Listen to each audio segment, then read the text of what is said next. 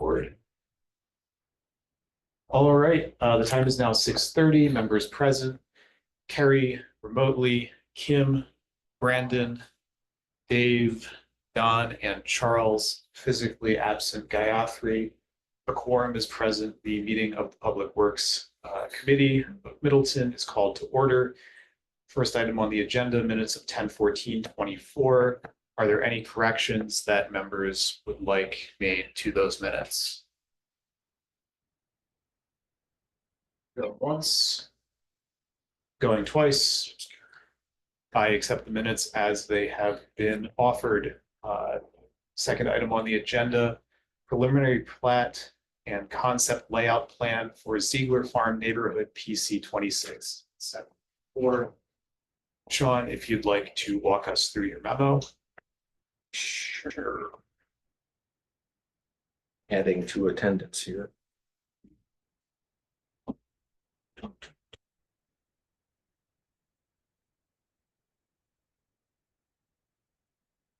So just as a broad overview, I don't know if you're all familiar with where the Ziegler farm is or was, maybe more accurately, but sort of just north of Spring Hill Drive, where you go down the hill, short of Misty Valley on both sides of High Road. It was an old pig farm that's been out of operation for some time, but that's the area we're talking about here.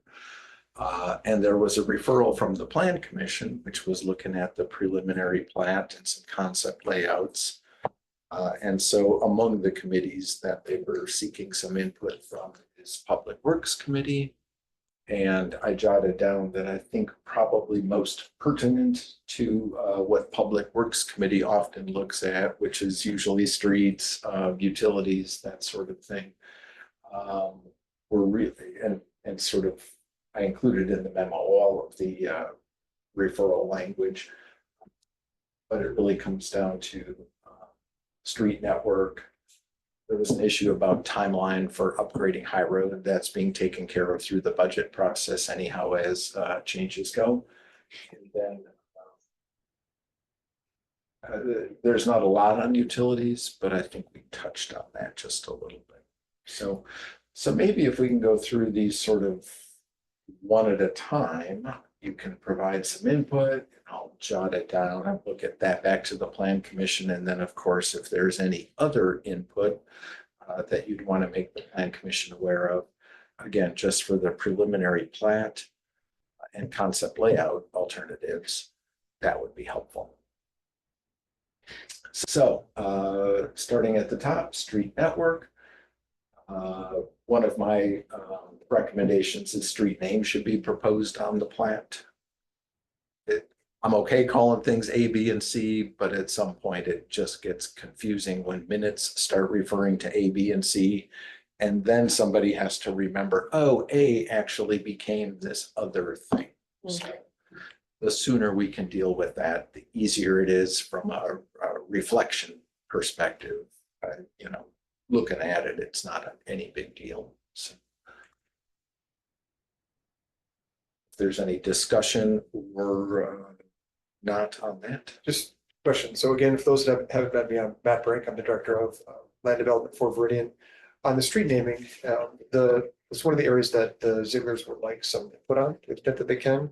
So that they reach out to me and they provided me some names they would like. I just wanted to clarify with Middleton if there's any kind of no-go areas, if it's like a proper name or things like that, just to help guide them. You guys typically like to take first crack at that, or what's the best process? Have you seen our ordinance chapter 8, which includes street names? I guess. Yeah, check that out. And for the most part, we're trying pretty hard to not duplicate street names already in use in the area. Sure. So that's kind of a big thing, and not differentiated to the point that like, oh gee, we added an N up front. Right. Right versus drive. That doesn't help the EMS driver. Understood. Much. Yeah. Yes. So yeah, if you could propose something that gives us something to react to. Sounds great. So road D, intersection at High Road, and I'll have to flip back and forth between drawings a little bit. But this is one of sort of the probably significant issues. we have an ordinance that says when there are offset tees, they should be at least 600 feet away from each other. So that we don't have traffic making S-turn movements to, in too compressed a spot. There is, and this is where two of the alternates differ, where one is, I think, clearly much too close. The other, if they push row D to the north edge of the plat, I can jump down to it, right? So this space is really, really close, but if row D moves up to the north edge of the plat, then it was in the ballpark of 274 feet separated.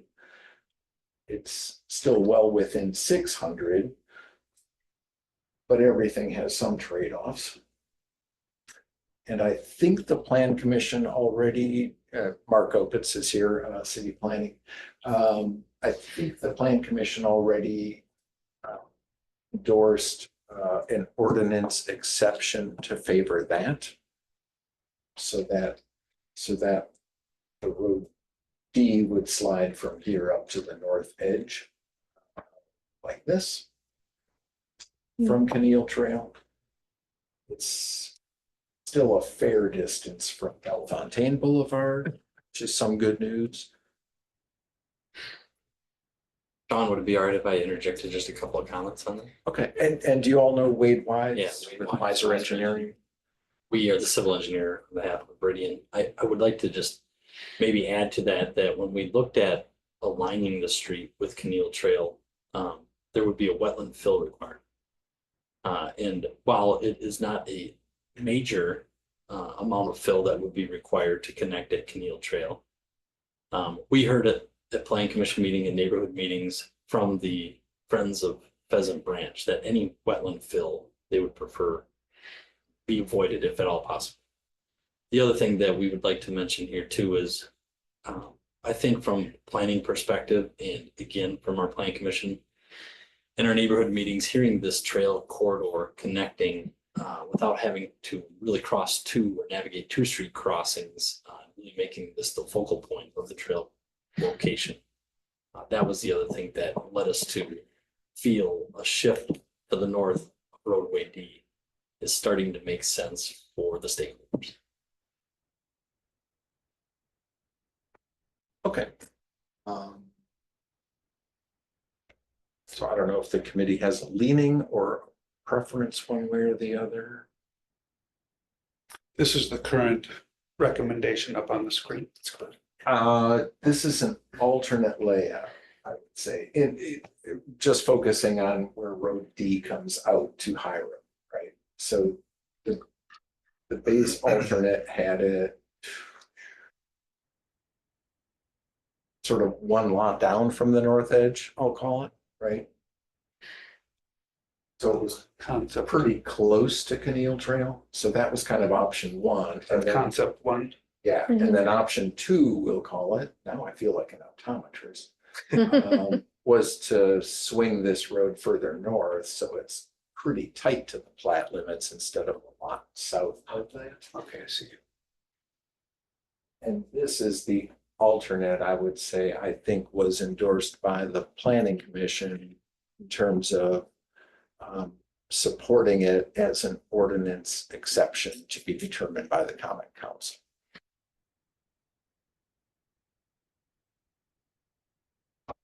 Sean, if I may add to that, then the preliminary plat would have to be changed to reflect this. So option one coincides with the preliminary plat that was submitted.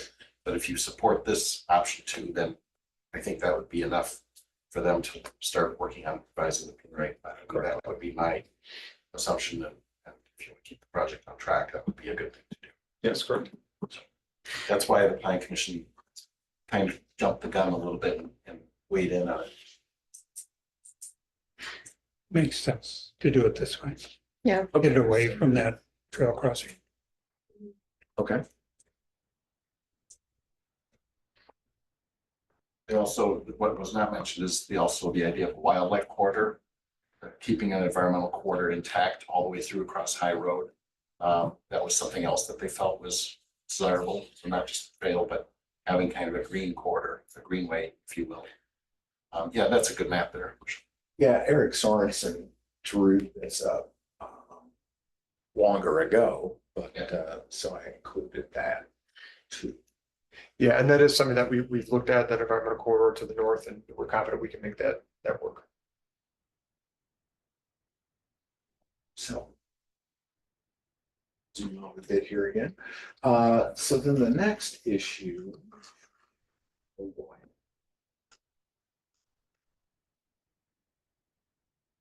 Was just, if we approve or if the city ends up approving that road D alignment, then I'll be looking for hooded merganser, which tees into it to literally tee into it. And I don't particularly care which one goes through and which one tees. That's kind of a coin toss, but right now it's one of those Y-shaped intersections. We have one. And we looked at that as well, and we'll be able to make that work. Okay.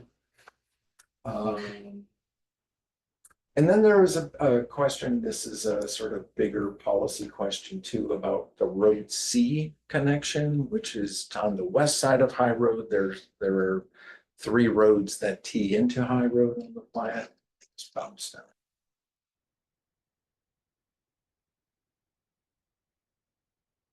Probably showed it just as well as anything would. Okay, so you have roadway A, roadway C, and Graber Road all come out on the west side of High Road. And this distance is that 260? Am I right? 270. 270, okay. So we've got some older neighborhoods that are 300 feet.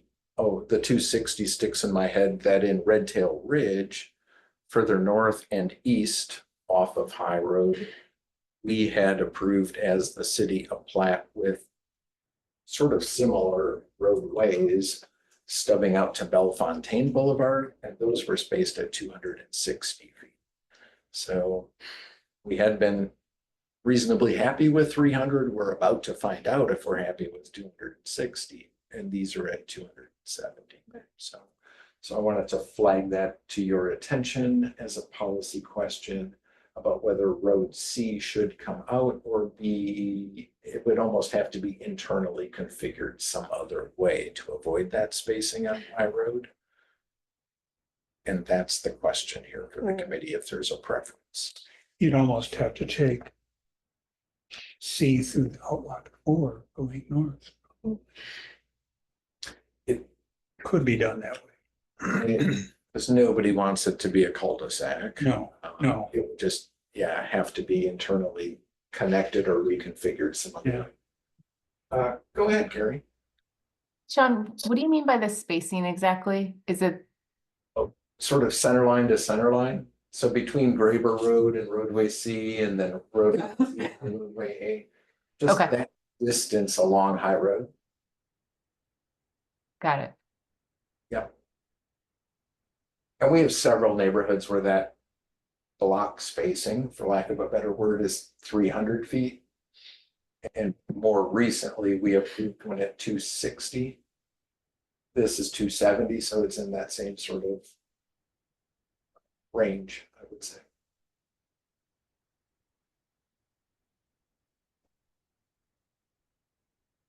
So I don't know if there's care or direction or consensus on that. Sean, where it's 260, where did you say that is currently? That's in Red Tail Ridge Phase 2. So on the curve, just coming off the curve of Bellefontaine, and then it starts heading north. Is that off of High Road? Just northeast of here. So Bellefontaine crosses High Road. And I'm not going to be able to get you far enough. But a couple of the roads sketched in. Yeah, what road does it space up? Is it like a similar road as High Road? Because I just feel like High Road is, just would be interesting to understand if it's similar. Would zoom in, but it's letting me wait and think about Okay. that. Got some hold music. Yeah. While it's spinning, Tom Sean, Hanks what are class some when- of the reasonings for the 300? Like, why is that kind of more standard? I don't know if that just happened to be the old lot depth at that time, and if lot depths just got smaller, perhaps. Yeah, if I can, Sean, I mean, so we were the designer for the Red Tail Ridge subdivision as well. The connection was to Bellefontaine Boulevard, which was the same classification as High Road. The discussion at that time, the discussion I think that's applicable here today is to get density, new block layouts, planning, all of these kind of things, the lot depths are becoming smaller. And so we are finding this spacing pretty prevalent in Madison. We brought the concept to Red Tail Ridge. And we propose it here as well. It's really to accommodate the lot spacing layout of today's environments. And thanks for that clarification. I understand, like, that makes sense, but I'm just worried about, like, I don't know, that's actually what I was wondering is the classification of the road. Because what is the speed limit on High Road? And like that, is there a reason to maybe make it a larger distance? With this development, the city ownership isn't gonna go down to 25. That's not been discussed or determined. Okay. So I don't know. So right now, I think it's just 30. Yeah. Yeah, it is The 30 section's now, 30. Yeah. Okay. I don't know if it's gonna let me, But generally, as you get more density and more users on High Road, wouldn't you want to limit access to it? ideally, I mean, part of our access control, access management policy is to limit access to roads where there's a lot of traffic. Yeah, I don't think we're to that point, but I mean, I'm just looking. I don't either, but will we get to that point? I don't know. And Bellefontaine is in the same class. They're both collectors. Mm-hmm. So for what it's worth, immediately south of here, there is similar spacing for connectivity to High Road. And Ramsey Road, Harmony Way, Prentice Place, they're all on the east side of High Road. Across from it is the elementary school, so it's more of an open space use. When we were laying this out and we were thinking about the planning of it, we kind of used that same concept here in that these roadways spaced at 270, which we think is adequate, really is across from a lot of conservancy space as well. And so we kind of use that model south of us to replicate it here. So like Ramsey Road to Harmony, those Yeah. are about 270. Yeah, these Okay. guys, we noticed this. Yeah, that would make sense. Okay. It's about 270. That's frustrating, yeah. I got so close to being able to show you where Bellefontaine is in relation to this, but just don't know. Yeah, but I think it's because it's Bellefontaine that this 270 or 260 is, It is. not High Road. But he's bringing up the point that High Road already has that separation They're through about- Middleton Hills. They're at about 300, I think, down there. Yeah, they Alright. 290, 289 I'm getting here, so Okay, it's less than 300, but it's probably fair to say it's more than 270.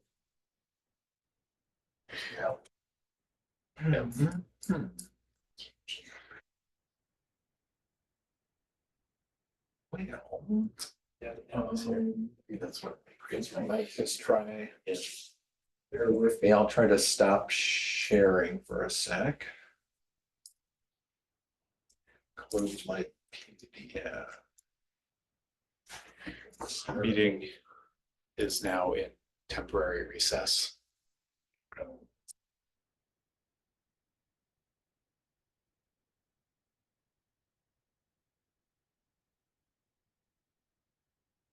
Maybe sharing it.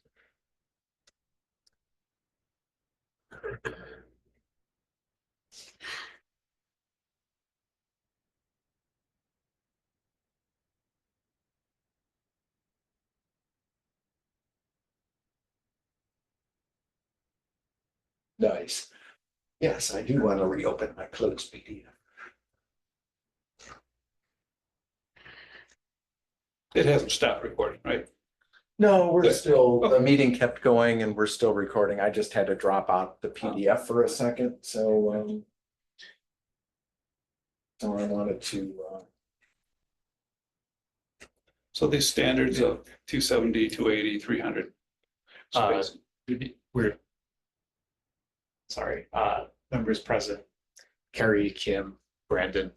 No, it didn't oh, stop. we didn't stop the Oh. meeting. Oh, sorry. No, no. I saw that we'd stopped No, no, no, sharing, just- so. He stopped sharing his. Our videos stayed on the whole Yeah. time. We didn't go offline. We didn't successfully stop sharing. Okay. Our meeting didn't go offline, yeah. Uh, Technology didn't great. fail us, only half of it shown.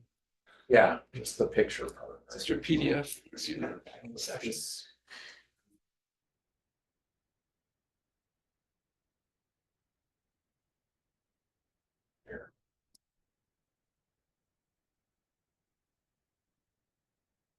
It's really the spacing really Um, dictates the size of lots throughout the whole development. It does, and the other thing, when we looked at this, if we made the road internal, we would lose lots. Sure. You know, we Mhm. lose 3 to 5 lots, and that's of course important, and that's from our perspective as we kept looking at it, and as Wade said, we felt and hoped that 270 would be adequate. We certainly try to protect the density that we're able to get on this, just because there is comparatively so little development, or developable acres here versus Yeah, everything we're right. We taking don't in. want to. So it's development work, so, yeah, we're hopeful that 270 is acceptable. Gotcha. Sean, So let me just back up. Phase 1 of Bellefontaine comes off of High Road. And that has really limited access. And then it's phase 2 where this starts to hook and turn north. That's where we allowed those 3 roads to go in, pretty closely spaced last year. So, And this spacing is set this kind of for a development engineering standard, not some ordinance or anything like that. correct, there's no ordinance that Okay. says there's some sort of minimum this way. Yep. There's just our generic access control policy that says, Yeah. fewer conflict points is better for us. Sure. Gotcha. Okay. But it's, as they're talking these lot depths, once you add those up and a road width, that's it, Yep. just math. Mhm. Well, the way I see it is, all I ever hear is that we never have enough housing, and we want more houses and more space for more people, and more people need their space. So if we start doing things to reduce the ability to put houses and spaces, then we're going against our city mandate directly to have as many people crammed in one space as possible. Nice way to put it. It's facts. That's right. So Agreed, agreed. for the roads further south, I believe that have spacing around 290 that we were just discussing. Mhm. Have we noticed any issues with those? Not because of that, no. Okay, that probably answers a question within 20 feet here. Agreed. All right. Right, Sean, I see traffic calming in our future. The next issue that I noted here is about Misty Valley Road. Exists already to the north. So it's going to connect into Misty Valley. This is 2 sort of short horizontal curves separated by a small tangent section, which can be a little difficult to drive because you're turning to the right, then straightening out, then turning to the right again, or conversely, to the left, then straight, then left again. And so my recommendation was to just make that a curve instead of 2 curves with a little bit of straight of way.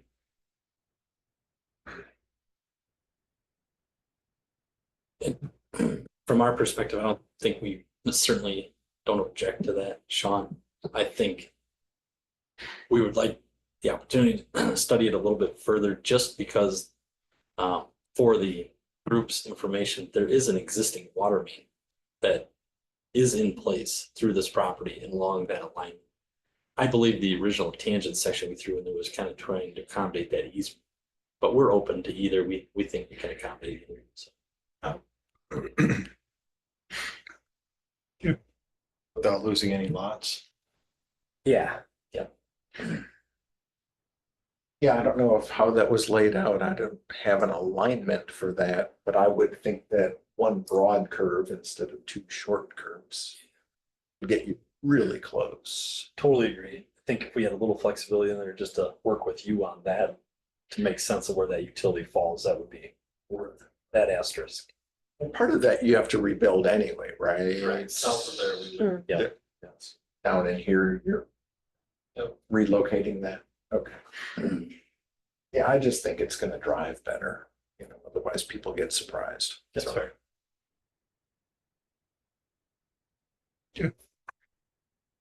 And there was a comment here about changing this curve to be the 200-foot minimum radius. It's right now platted at 150. Our minimum is 200 in our ordinance, but that's supported by AASHTO design also for horizontal curves with an adverse super elevation, because we just put normal crown on all these roads. So when you're turning left around here, you're actually turning left on a pitch to the outside. So your super elevation is working against you. It's like a reverse banked curve. Off camera. Would, just out of curiosity, Sean, so a tighter radius in our viewpoint was a traffic calming device as well. I think even in working with the planner associated with the project, he originally was lobbying for a 100-foot radius. So. Yeah, the only way to get around it, I would think, would be to make that a very tight radius, like almost half a T intersection. Sure. And make people understand you don't go through here or try to go through here at 25 miles an hour because you'll fail. Go through here at 5 miles an hour if you want to do that. Would that be something you'd consider?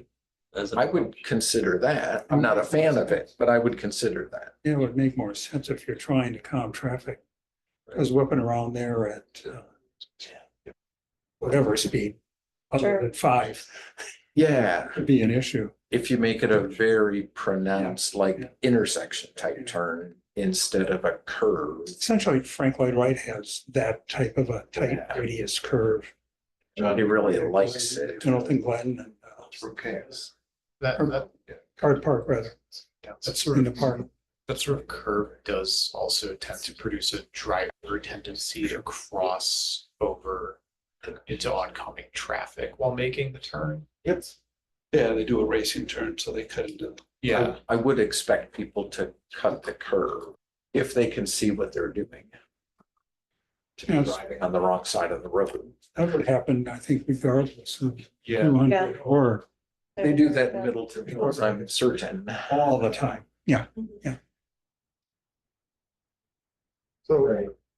Sean, if we could recap, is it okay if we consider a 90-degree? Then is that kind of a potential option? Is that what we're saying? Or I'd be okay with that. Yeah. if We make it really obvious. I don't know, if the committee has any initial thoughts on that. Like Charles mentioned, there certainly is gonna be some complaint, that people are cutting this short. And driving the wrong way on that curve. Luckily, it's not a thoroughfare. It's typically just a residential street. As opposed to Frank Lloyd Wright, which is close to a collector. Yeah, yeah. I can't imagine there will be a lot of traffic. Another example of that in the city is John Muir and Ramsey. That intersection. Yeah.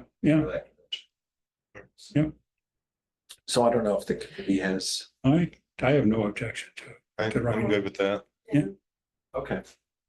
So why don't we just leave it to say either minimum 200 or build it very sharply. Yeah, 200 is going to mess with your plot plan. Yeah. No, that's great. Yeah, thank you. Yeah, we'll look at that.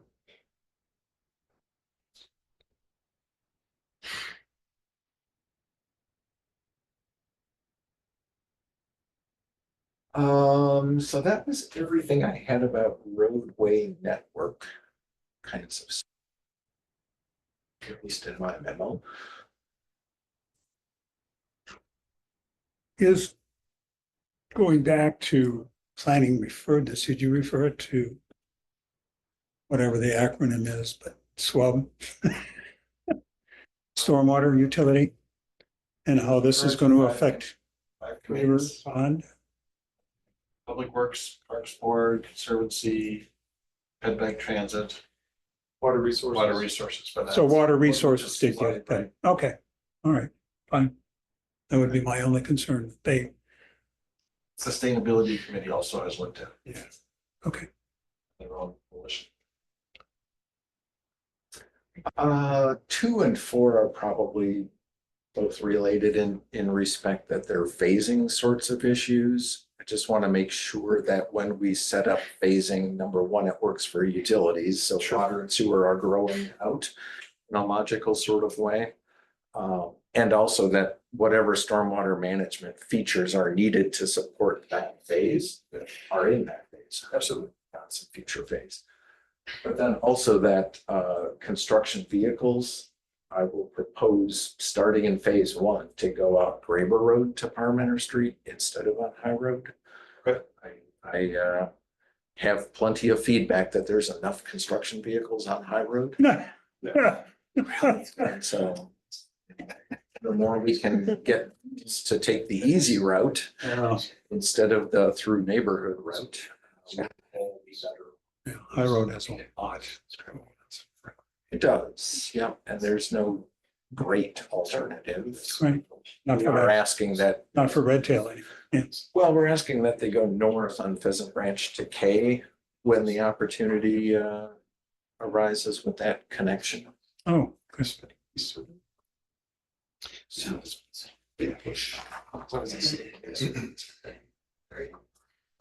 And then sandwiched in there, I don't know, maybe the word study is a little scary, but I just want some confirmation from an independent, we usually use Strand for our analysis on water and sewer stuff, just to make sure that everything we're proposing here is serviceable. Sure.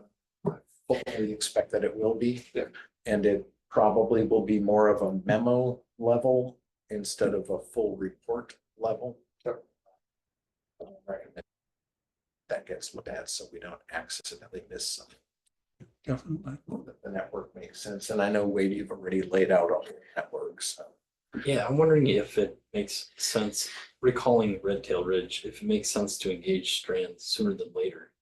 probably yes. Yeah, okay, yes, that would be great. I think their assistance and their memo would support the preliminary plat as well as the CARP C information we submit. So I think we'd be a proponent of starting it sooner than.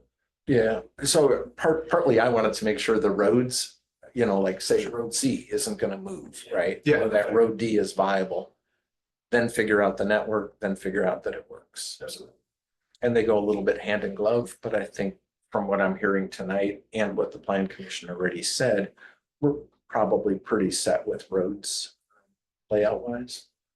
So that gets us a network. And I'm assuming the committee concurs with that analysis. Yes. Yes. Sounded like there was concurrence on Graber Road access for construction starting in phase 1. Yes. Yes.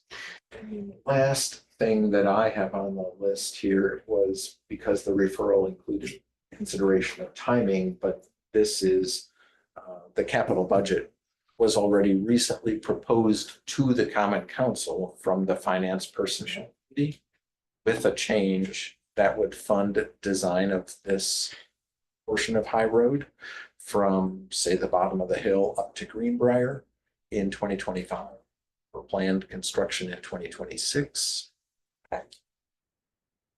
Ideally, that then can help inform the final design of whatever phase connects to High Road. So the roads along the mesh. So we're at with timing. Great. Sean, can I have one more item just for clarification? Yeah. On your number 3, you would reference the Pheasant Branch interceptor and connecting near to High Road or Oh. sanitary sewer. Sure. Just didn't want to overlook that one if we want to discuss that a little further. That's a good point. Know where the best view of things. Probably. Here. Okay, so east side of High Road, just north of where there's already houses, so bottom of the hill, basically.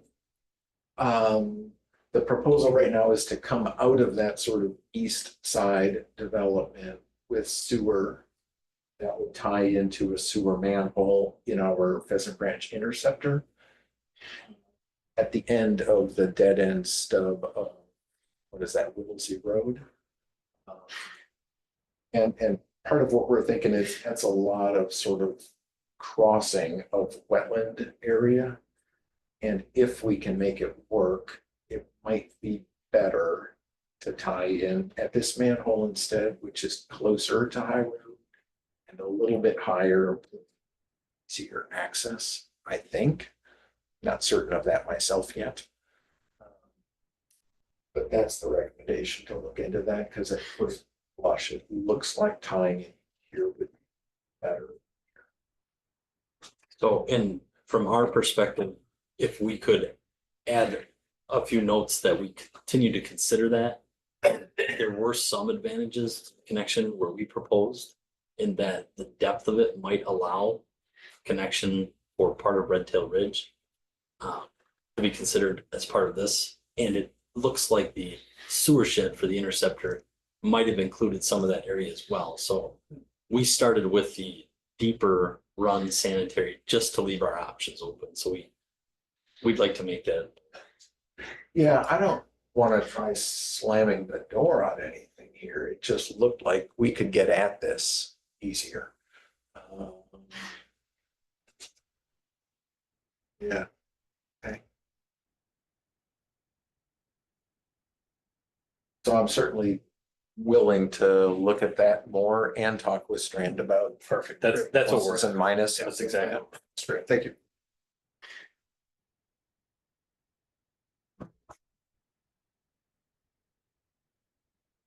Yeah, so we'll just generically call that, we want to look not just at sizing, but where we connect to things and how we.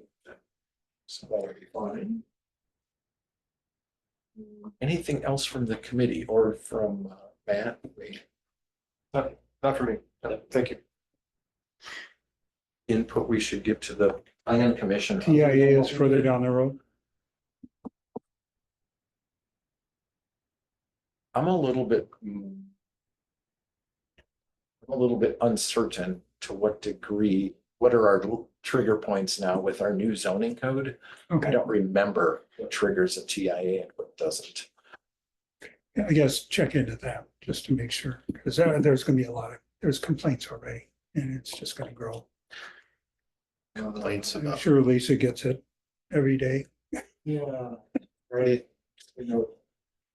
If we're talking about the road intersections where they're supported now, though, they're gonna be where they are. So Yeah, we're really talking I'm more about concerned traffic about control. traffic levels on High Road because of this. I mean, granted, Yeah. a lot is going to be diverted to Parma, I would think so. because that's a heck of a lot easier for those not commuting to downtown Middleton.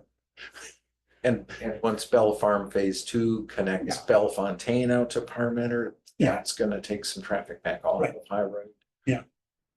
But anyway, check on that and see what triggers it. Okay.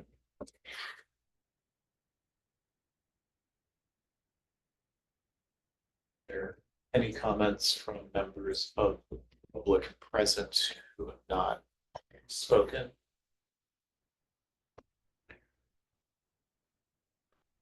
Okay,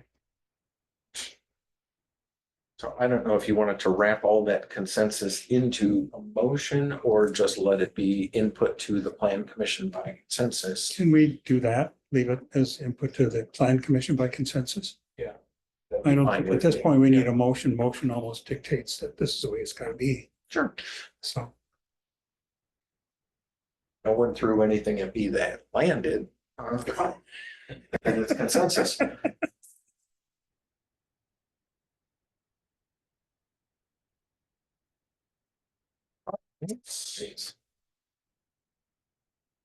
That wraps up agenda item number 2.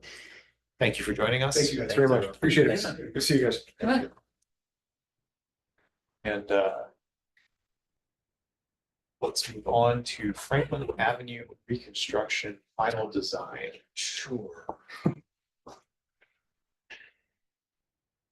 I don't have anything in the packets. The committee had previously approved the preliminary design and recommended or referred, I guess, the preliminary design then to the Ped Bike Transit Committee for input, which they have now provided.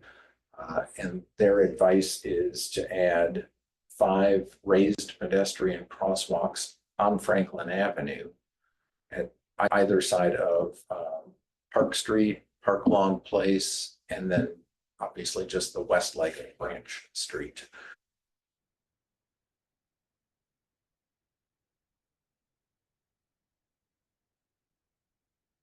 So does the final design include that?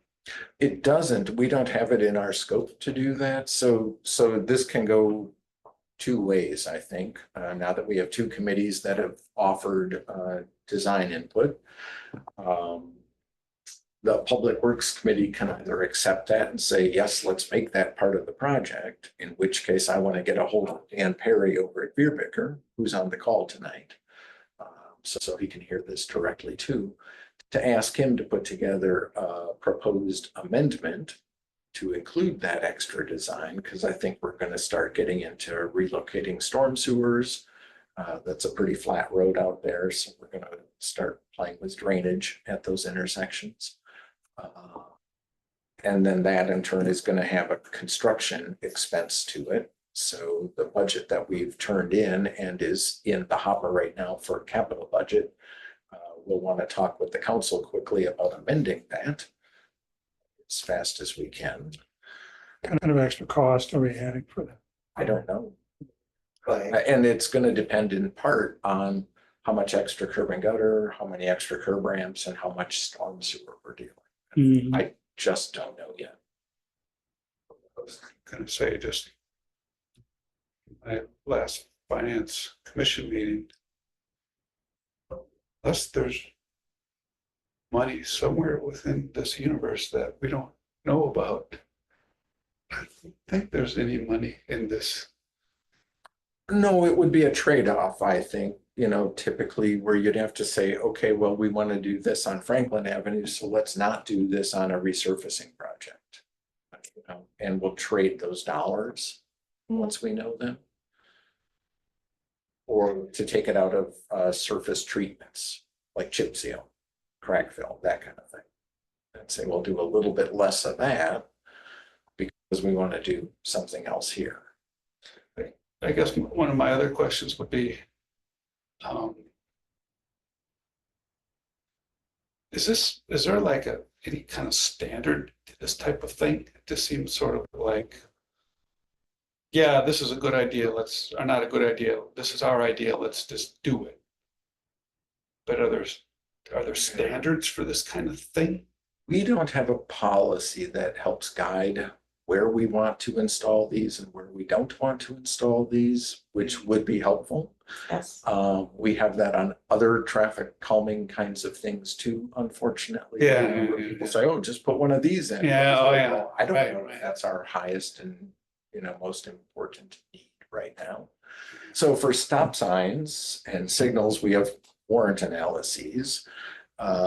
Other things are in the MUTCD, but all this traffic calming stuff, for the most part, is not. Does this then have to go through the whole traffic calming?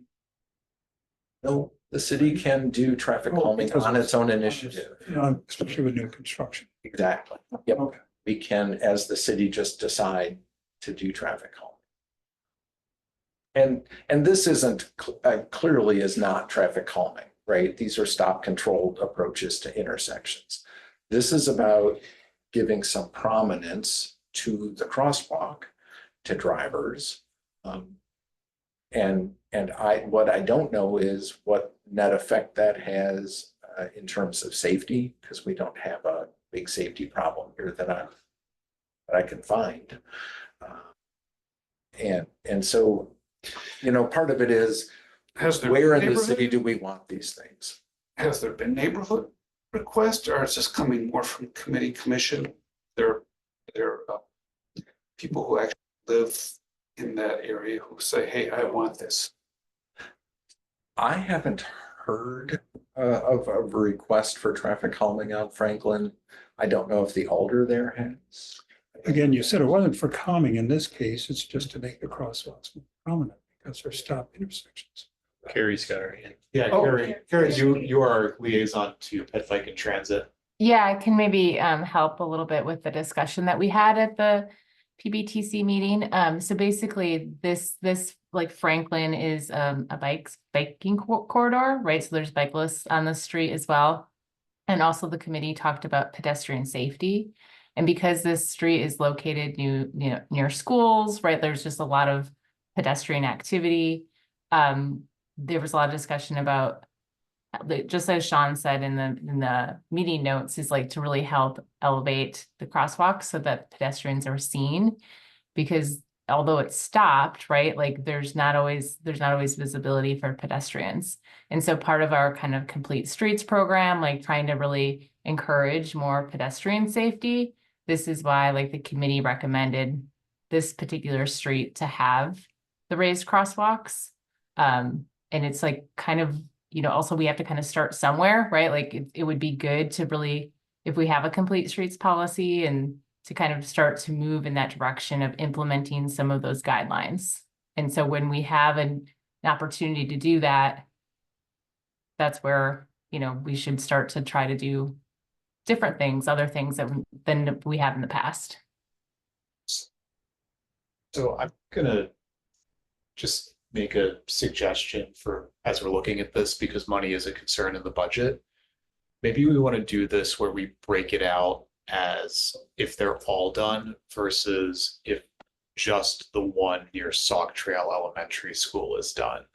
Because I can see us wanting to make sure we give visibility to pedestrians who are in the immediate vicinity of the elementary school, perhaps more than the other intersections. Yeah, so I took oh, go ahead. I was gonna say, we did go through each intersection at the committee and just like talk through, like, does it make sense here? Does it, and I think good point about the Sauk Trail one, definitely that was on our list. But then there's also, the high school, nearby, on like if you further go down Franklin. So, there's just a lot of, there's a lot of pedestrian activity actually throughout that corridor. But yeah, I agree. Like but I guess that's where, like, I don't know if budget is an issue, right? Like, I think isn't that, like, I don't know, like, that's where I think maybe. I mean, I It's not guess I'm gonna complete. sound pretty harsh, but the way the budget sits right now, I think it's good. And I frankly wouldn't get any hopes up to start making big shifts in other things. We've made some really tough decisions to not hire people, increase staffing in the city. We've made some long-standing decisions to try to add staff in other areas, that we're finally trying to get around to. I'm just giving you a big picture, not getting into specifics, obviously, but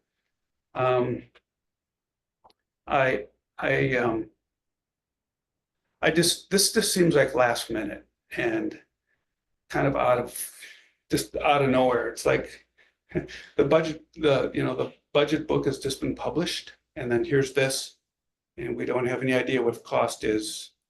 It doesn't seem to have standards to it. I get it. It's a good idea to have traffic calming, and I understand the safety component of it, and who wouldn't be in favor of that, but I don't know, this should have happened 6 months ago or a year ago, or why is it happening now? That's just my thinking. I mean, it came up a couple months ago because we were talking about another intersection at Elmwood and Park, right? Yeah, I think so. And I don't know, I don't know how that originated, but I think that was $150,000. That's right.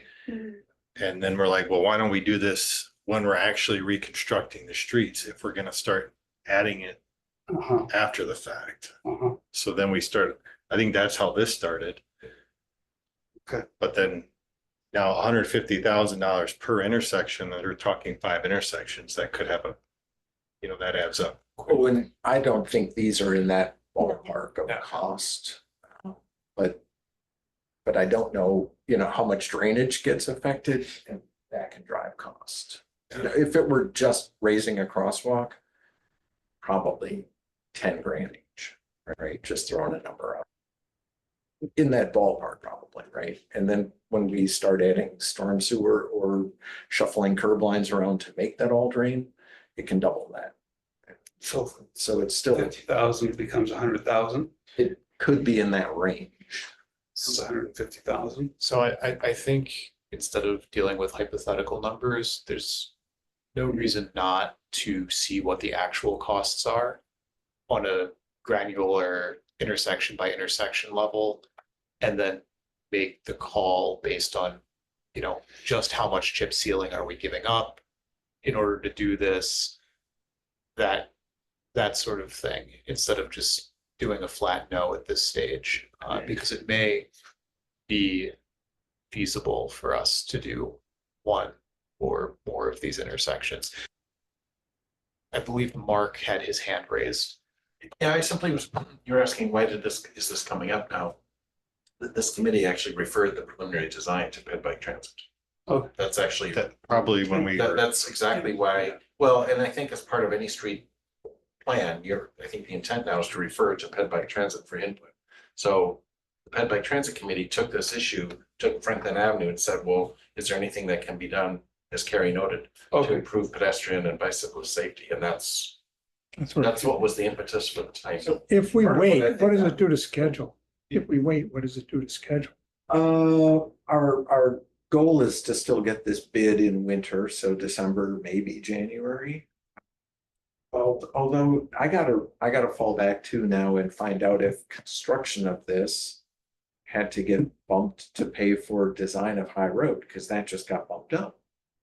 As we were talking. What I don't know is the fallout that we're paying for the High Road design out of Avenue construction. I have to look myself. So that gets into timing. Why don't you get a proposal for the added cost from the engineer?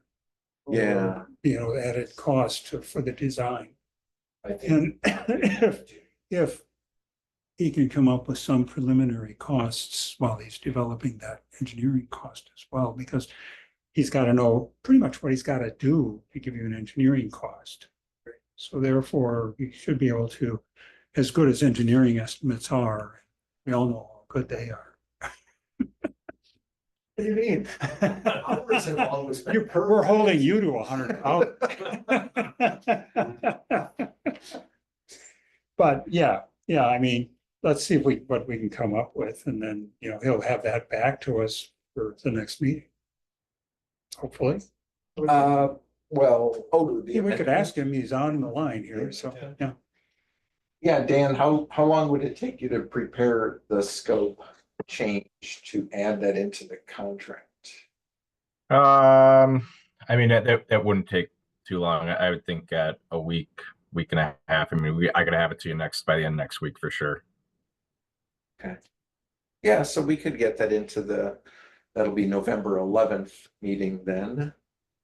we don't have a common council the first Tuesday because of election, so we move that. To Wednesday. Yeah, I don't know what Mondays. I'm just wondering. But it would get to the council November 19th. To accept the amendment, Yeah. to get Dan to start on that scope. That also would give you time to see where the funding really is. If we took money out of this for High Road. Right. Yeah, because Check too. that sort of just That could answer the question. came up quickly too. Yeah. So Shuffle that. I can move that we solicit the added cost from the engineer. And hopefully get some kind of concept for preliminary costs along with it. Was that a motion? Yes, Okay, I'll second that. All right. sorry, Carrie. No, it's okay. It was like a little soft. I couldn't quite hear, but So we have a motion, we have a second. Is there any further discussion? I think, yeah, I do have one thing. I think what I'm concerned about is not having like a warrant type of analysis for when these requests come in. I remember like in February, a parent was here saying their kid was struck by a vehicle on crossing Century Avenue Yeah. and Park Street, I think. Yep. And they were just asking for more visible crosswalks, but nothing seemed to come out of that. And that was an actual, kid getting hit. And we didn't really follow up on that at all. Well, You're- looking into leading pedestrian intervals. Yeah, I remember that. Okay. Exactly. But Okay. that seems like we should have a more objective approach to these types of decisions.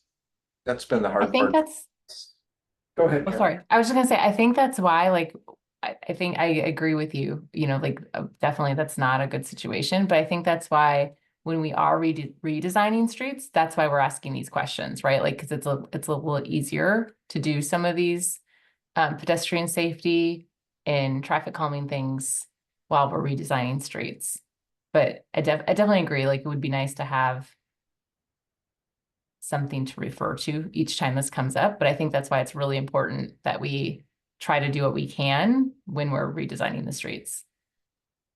I mean, and I'm just saying that because we're gonna get pushed up with the budget stuff every time. So if we can't get everything we want, like every single intersection, traffic calming, we need to know what our limits are. Yeah, I think it would be helpful to add a discussion of actually getting a policy set. That'd probably be a good joint meeting to have with Pet Bike and Transit. Mm. But that's a little bit beyond the scope of. And at this point, whether we haven't okayed the design or the added costs. Yeah. Other than soliciting the cost from the engineer. I guess my comment wasn't gonna lead to any changes to the motion, so I just wanted to add that Yeah, for the yeah. record. As something to consider in the future. Maybe I'll add it as an agenda item for future, I think that would be a great idea. but I'm in favor of the motion. All right, so all those in favor of the motion, please indicate by saying aye. Hi. Aye. All opposed, hearing none, the motion carries unanimously. We have reached the 1 hour mark of our meeting. I'd ask for the committee to grant a 5-minute recess for members to attend to their personal needs. We have to vote on that? I don't think. I think you Oh, can good. declare. Yeah, we're, yeah, We are in. we are in did it. recess. We will Recess. reconvene at 7:34. Any member may request a recess at any time.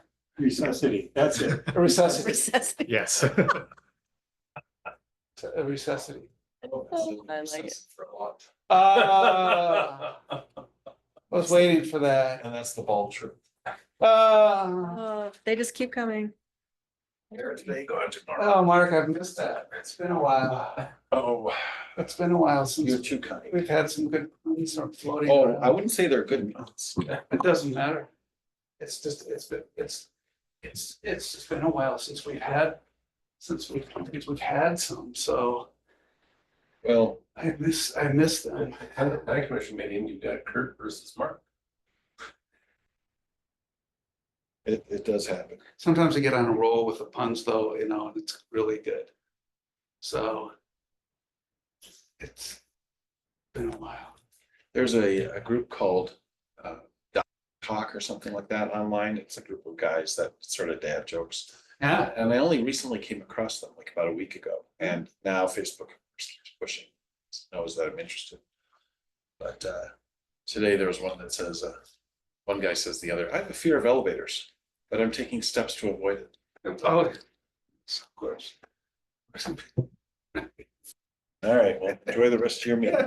Just keep it up, so we always have more material for our minutes and our notes. Sean's getting all that in there. Well, those Yeah. Those I don't. was writing that all down. No, but they probably are. It's on tape. I was gonna say this. Well, it's not tape, but. Right. It's on zeros and ones Yeah, in a file somewhere. but cloud doesn't seem On very, I don't know, satisfying somehow. I prefer tape. Still on a disk somewhere. Now, whether that disk is solid state memory or a physical rotating disk. We haven't done away with physical rotating disks in storage yet. Oh, They're still used for so there's some low RPMs disks that have extremely long lifespans that are used for archival work, and so and there's we're still kind of messing around with that technology. I mean, you can get a 4 terabyte solid state drive now, so.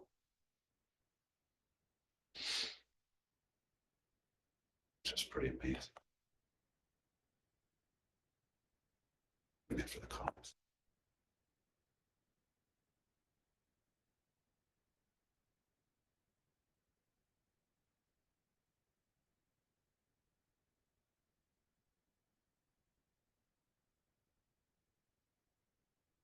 Getting a lot of spam text messages for the elections. Oh, yeah. Getting like 5 or 6 a day now. Luckily, I'm only getting them from one candidate. Yeah, Getting so, them from both. All Are you? Wow. in a week, it just won't matter. Right. Yeah, I know. yeah, it'll all end. No. It'll shift gears. Shift gears. So there's something. Yeah, We'll get a 6 months off. we're flying on election day and we're just hoping we can get back on a plane to come home towards the end of.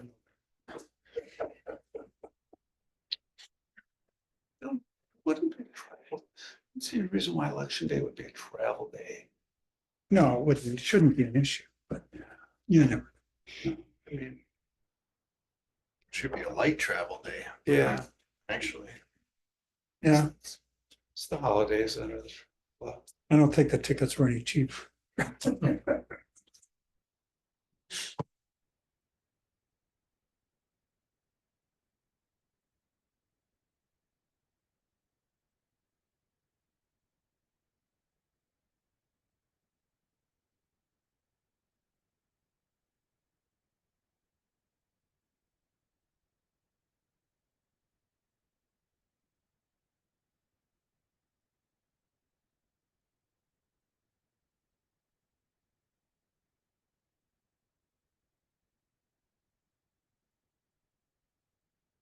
And Carrie, if you could please turn on your Oh. camera. we're waiting for Carrie. Carrie's not back yet. Yeah, When ready. she still has 45 seconds, 30 seconds somewhere in there or 7:30. Just timer running. Yeah. There's probably alarms going on. Set our time. You said 5 minutes. Yeah. Mhm. Oh, all right. I thought that got modified to brief. That's 3 minutes. I That could be any. I said, can get a lot done in 5 I minutes. said 5 minutes, reconvene at 7:30. You can put food in a microwave So, and almost have it ready to eat.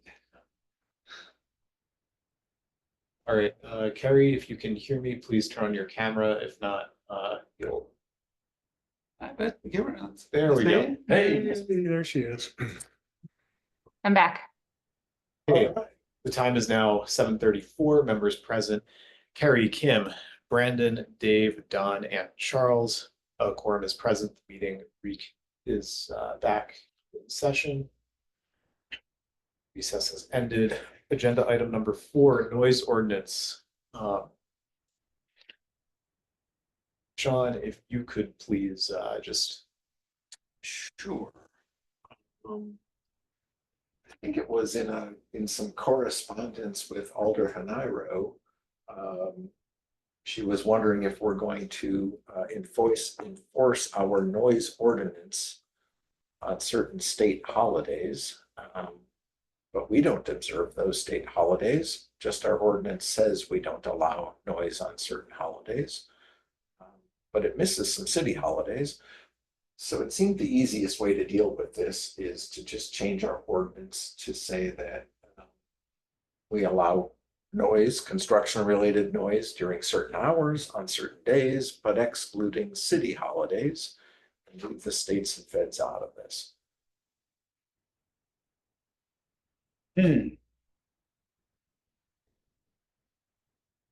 What's the staff feel? Yeah, the staff is the one who's recommending this.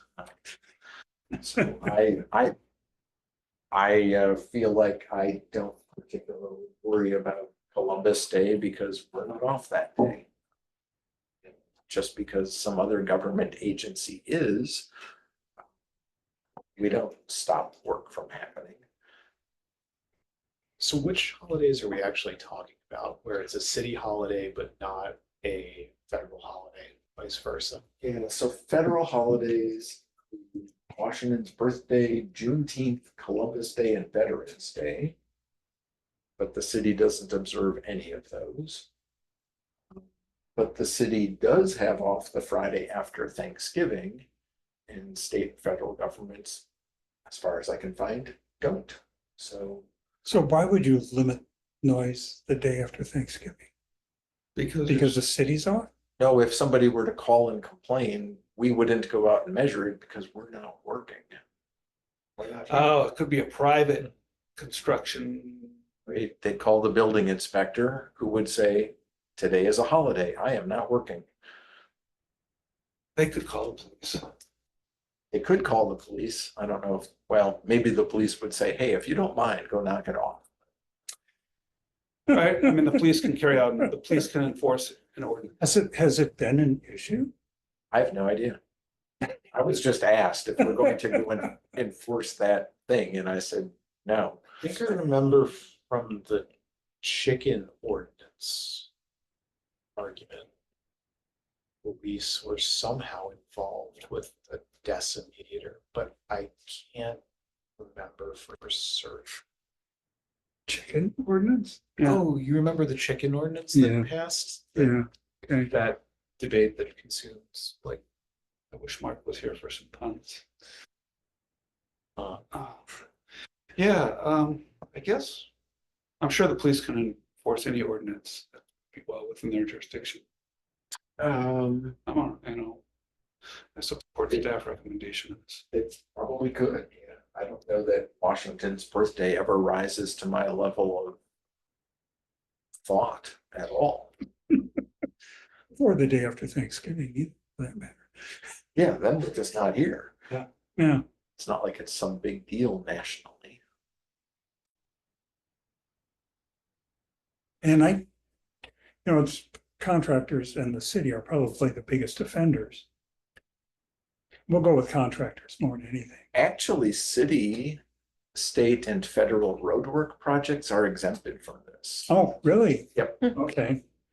How about lawnmowers and leaf blowers and things like Those don't fall under heavy construction or machinery, so Okay. that's a slightly different noise ordinance. that? Okay, fine. But this would be more like if somebody's building a house. That kind of thing, where they're clearly running construction equipment. It's not a city road project, but it's not a leaf blower. I just don't think you can limit the private contractor from not having his people work on the day after Thanksgiving. You just can't do that. Doesn't Yeah. make sense. Yeah, let's say we don't care about holidays at all. Just go right ahead and work. Yeah, I mean, I think maybe the spirit of something, an ordinance like this is really that, say there was a social public gathering to celebrate a holiday, federal, state recognized holiday, and literally right next to it, there's major construction and here's a gathering of people in a place somewhere, somebody trying to, give speeches, talks, or whatever, and then there's bang, bang, bang, bang, bang next door. And that's probably the intent of an ordinance like this. I would think too, right? So if it disrupts the Juneteenth speeches, then that would be a problem. Yeah. Probably no one's gonna interrupt the Washington's birthday speeches. Yeah, so I don't know. I suppose we get ourselves in trouble if you draft an ordinance with more open-ended language as opposed to getting specific.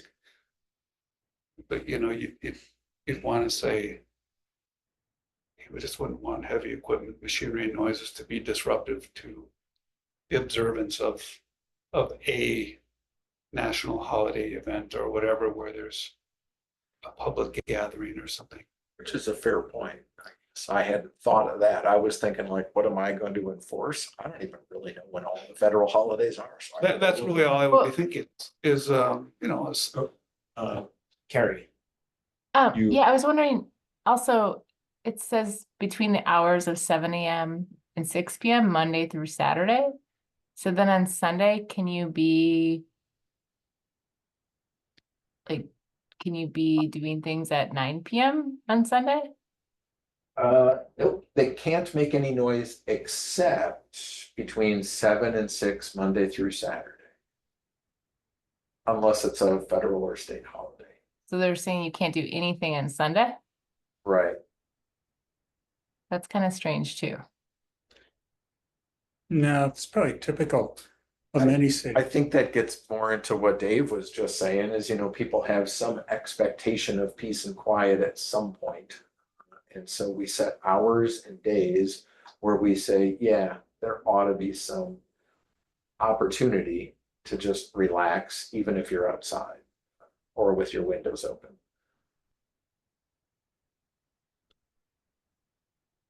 I mean, you know, a good example is we have I think it's a Sikh temple on Century Avenue. That's next to that was a large construction site.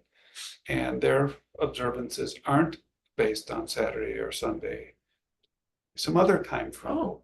So, what if construction's taking place next to them? It doesn't, that's why I'm saying, I think if, Right. once we open that can of worms, I think the point is that we're trying to say, we wouldn't want something to impede or get in the way of an observed social gathering that could be federal, state, local observance. Maybe what we're just missing is reference to city holidays and just say except federal, state, and city holidays. And that'd be fine too. I would go along with that. Yeah, Much better than separating them. I don't want to close the door on you versus. And then it's really only a problem when there's a complaint.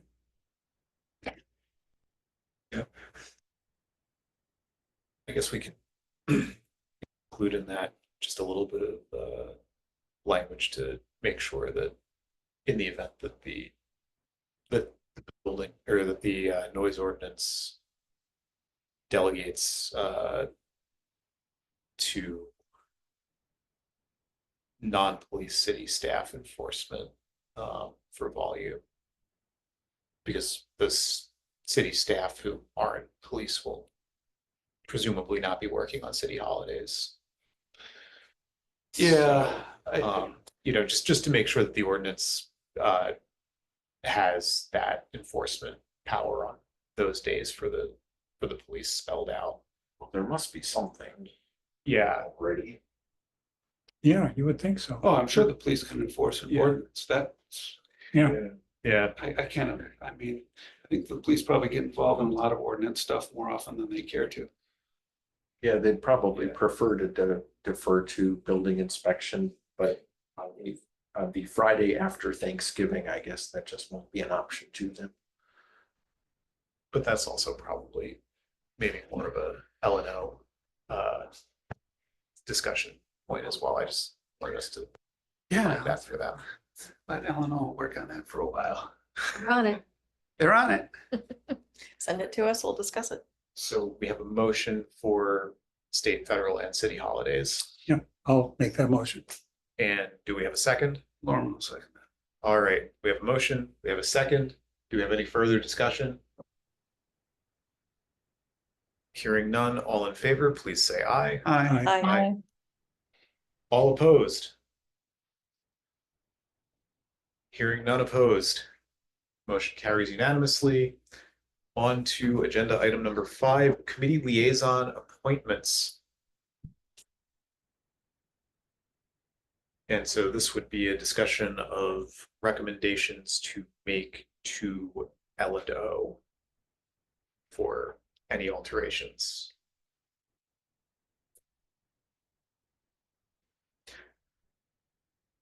All right, Dave, this is your agenda item. Well, yeah, so at the last meeting, it just got me thinking, because it was more to previous discussions that we've had as a committee as a whole, as a common council. This idea of just trying to be a little more efficient with condensing people and places and meetings. So I don't know.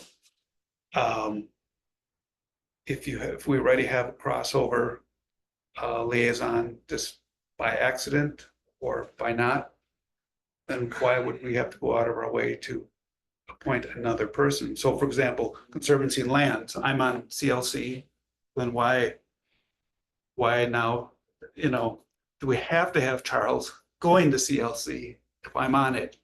And there may be some bigger thinking there, because I'm just thinking, well, they're looking for kind of independent representation. Well, if I'm on CLC and I'm on Public Works, am I non-biased here, or is there a bias here? Where if Charles, is, I don't know. So that's what's the why, difference? What's the difference? well, there might be a Of difference. you versus Charles, because you're both on Public Works I know, and then both there. I know, So it doesn't really make any difference. I know, but I don't know, but it may to someone else. I think that the discussion was, well, there's only 6, so you could have a 3-3 vote. Yeah. That which, Yeah, how often does that happen in city Yeah. committees? well, I What think, I'm wondering is, would it mess with CLC's membership then? They'd essentially It have a would, vacancy. Yeah, by ordinance, they have to have 7 people, I guess, but. Yep, yeah, you so don't then want, they can just add another. yeah, you don't committee want member. right, even numbers on the. who would then do what exactly if Yeah. Dave is no longer on Public Works and CLC at the same time, Well, that would be Or a different he's- situation. I mean, then that would be like next year maybe, or or your term is up here. Well, we're all appointed, so. Yeah. Annual appointment. They're just- And they could change. For it every alders. year. Mayor can point, move anybody around. Yeah. So, True. Can you remind me again that the appointments, the committee liaison appointments, I would just say, are they usually? I can't remember, like when we appoint someone, do we take in consideration if they're an alder person or not? Cause I know like the committee makeups are citizen representatives and alder people. oh, well, yeah, some committees and commissions do require a alder. That's just like in the ordinance. So, maybe me bringing up this as a whole agenda item really is just a waste of time, because if we have to have X amount of people on Conservancy and Lands, we gotta have X amount of people. We can't change Right. it that way. So it is just something to discuss formally, so we can discuss, and you're absolutely right. I would think that if that's the situation, we could easily go to the mayor and say, Mayor, we need somebody else on Conservancy Lands because Public Works already has. There you go. Yes, right. And the mayor can do that. Yeah. The mayor can. But in terms of Mayor the, can't do it right now, but an ordinance can do that. Yeah. right, Yeah. but in terms of the liaison component, do we have, like, is there any, I don't know, like, is there a reason why that person should or should not be the alder person, that the actual liaison? And I'm only saying that because, like, I would say the big difference is that I'm not representing anyone, and so, I mean, I'm representing the citizen, I guess, point of view. But as an alder person, you are bringing Yeah, probably, you're Bringing bringing more. your district, like, Yeah. viewpoints more so than maybe the entire city, perhaps.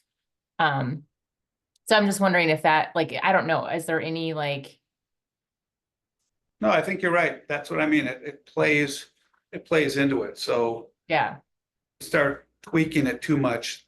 Because I exactly see what you're saying. Well, hey, this person's already an alder. They're already representing their district. And now they're on a particular committee or commission. So there's a lot of kind of, call it a bias or weight. From a citizen's perspective, you may see it that way. Obviously, as an alder, I might say, what are you talking about? yeah. There's It could no just, bias. There's no right, it could bias be that one- representation here. yeah. But you'd never say that. I would never say that. So, yeah, so I mean, just because I brought it up, I mean, I'm not looking here to, No, I think it's a Couple good things. question. I think. I just, Yeah, but like Don said, well, hey, wait a second, if there's a vacancy, it could, I mean, no matter what, if there's a vacancy on a committee or commission, it has to get filled. And so let's just use Conservancy lands because it's the one I understand. So in this situation, we have a person on Conservancy lands and Public Works right now, right? So we have a liaison. The Conservancy lands has a vacancy. So, and just say from the dynamics, the fact that Charles is now going to get spread really thin on a lot of things. Right. The mayor should be able to just go, well, wait a second. Or not the mayor, an ordinance should be able to be drafted as such to say, you've got your representation.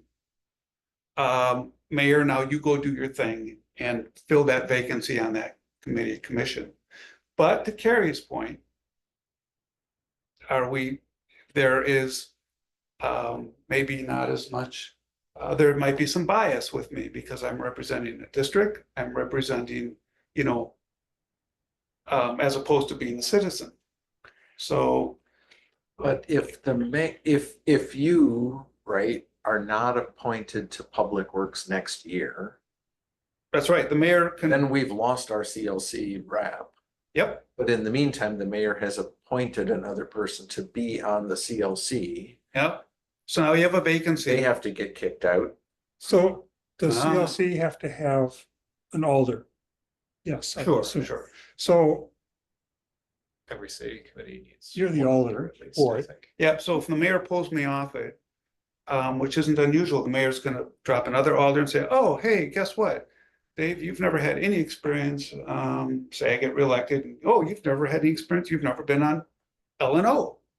And might say to another alder, oh man, you've been on L&O a while now, guess what? I'm gonna move people around, and I think that's normal for the mayor just to do those types of things.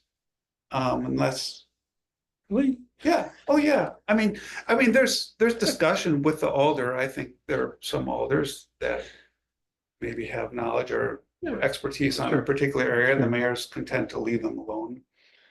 yeah. I think my comment doesn't really apply to this liaison piece. I think it more applies to the committee structure, right? Yes, you're right. So I like, so if you're just, if you are a liaison to our committee, I mean, we can read the minute notes and like, so I don't think it's that, I think it's fine. Like, I think that proposal would be fine as long as the committee structure is a variety, right?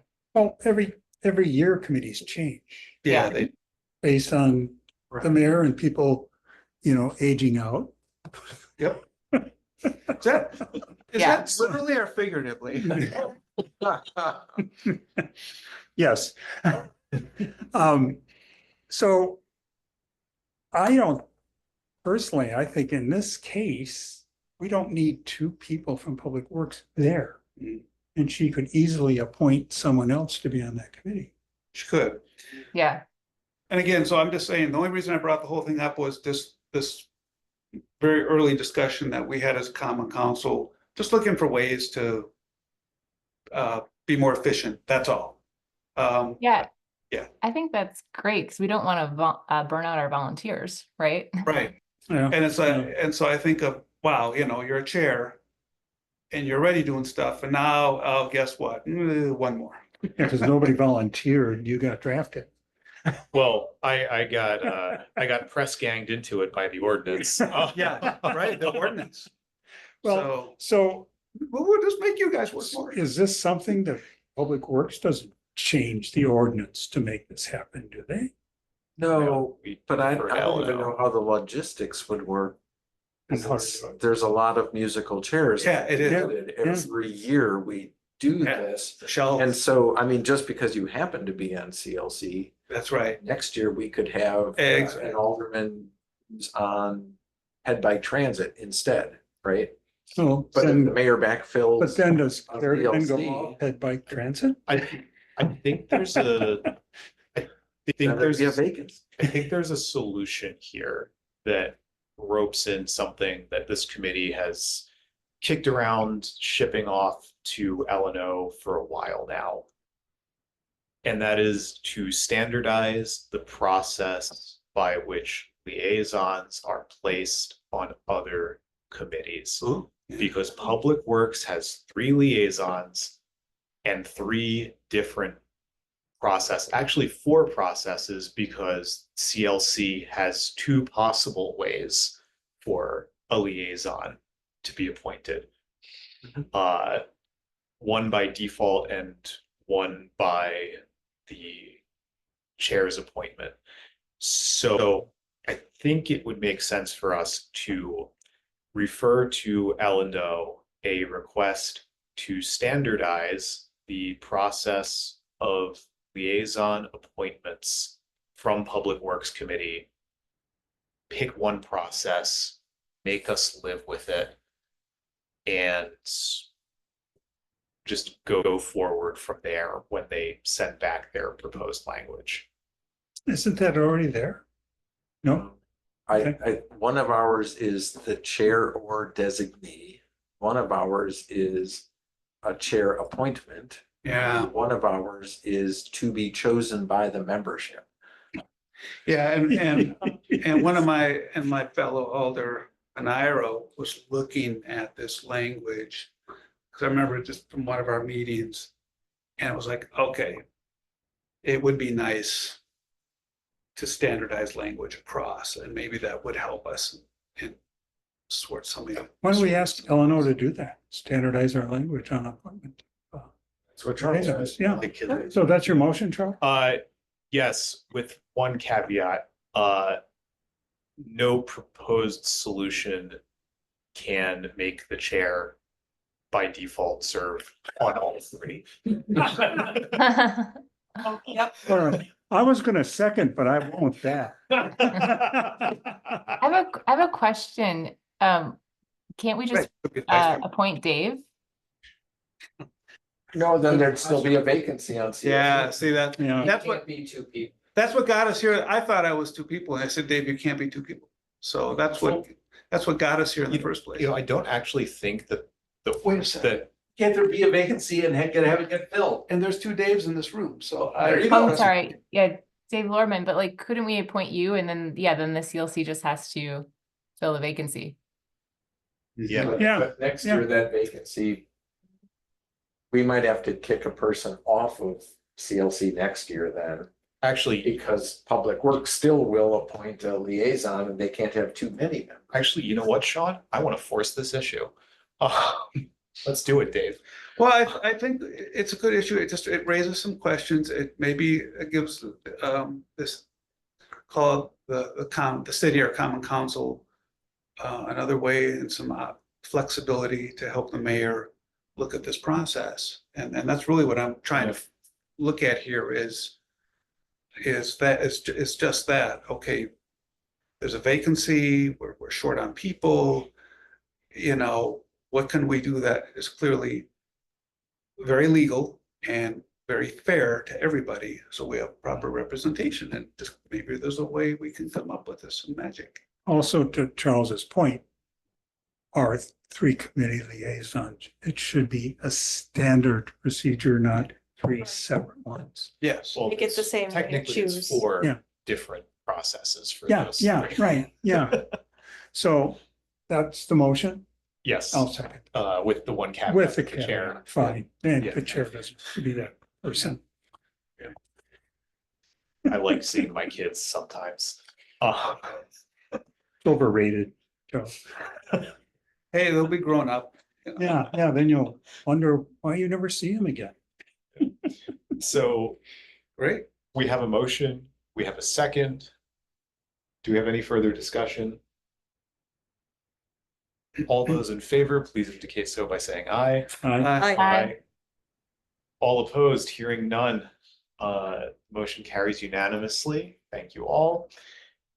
The next item on the agenda, liaison briefings. I missed the Conservancy Lands Committee meeting as discussed with this committee previously because it fell on the holiday of Sukkot. And so I was unable to attend. Carrie, I gave my update last time. We haven't had a meeting since. Nothing, no meeting this last month or this month. all right. Agenda item number 7, future meeting agenda items. Carrie, None. Kim, None. Brandon, Yeah, I'd like to add, like a new policy for standardizing pedestrian crossings for reconstruction projects. okay. So that's to establish a policy. Establish That the would- stand, yeah, That would indicate where we install certain things. or what thresholds need to be met to install All right. traffic calming or pedestrian crossings. Dave, Oh, I used mine. Oh, Yeah, you gave up your chit? I did. I got none. I think Brandon's agenda item is great. I just want to add, maybe we do it as a workshop at the joint meeting with Pet Bike and for more direct exchange of ideas.